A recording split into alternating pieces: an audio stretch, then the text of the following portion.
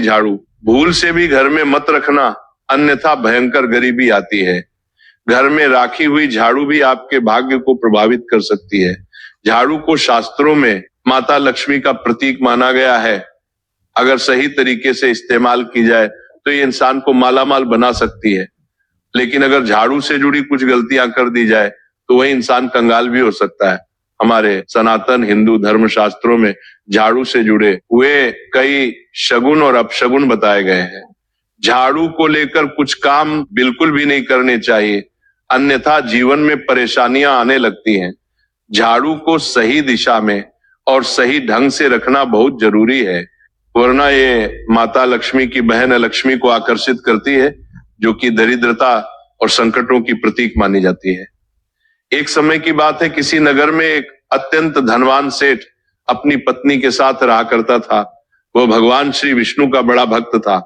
प्रतिदिन उठकर तुलसी में जल देता था, उनकी नित्य पूजा आराधना करता था।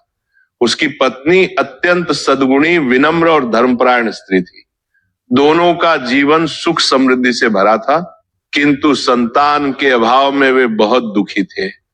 बहुत प्रार्थना और पूजा के बाद एक दिन उनकी प्रार्थना स्वीकार हुई और फिर उनके घर एक सुंदर पुत्री ने जन्म लिया। माता पिता ने अपनी पुत्री का नाम सुनंदा रखा। सुनंदा बचपन से ही माता पिता की अत्यंत प्रिय थी।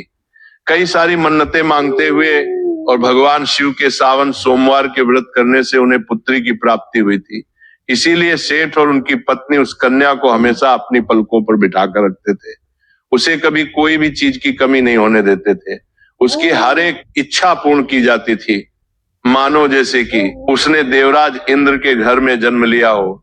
अब इधर सेठ की अपार धन संपत्ति की वह भी इकलौती वारिस थी। अब समय के चलते वह कन्या शुक्ल पक्ष के चंद्रमा के समान सुंदर रूप को लिए धीरे धीरे बढ़ने लगी, किंतु माता पिता के अति प्रेम और दुलार के कारण वह अत्यंत बिगड़ गई। उसका स्वभाव आलसी, कपटी, गरिष्ठ और अभिमानी हो गया। वो अपशब्द बोलती, सभी अन्य लोगों को अपमानित करती और उसे स्वच्छता से सख्त नफरत थी। उसने कभी जीवन में झाड़ू को छुआ तक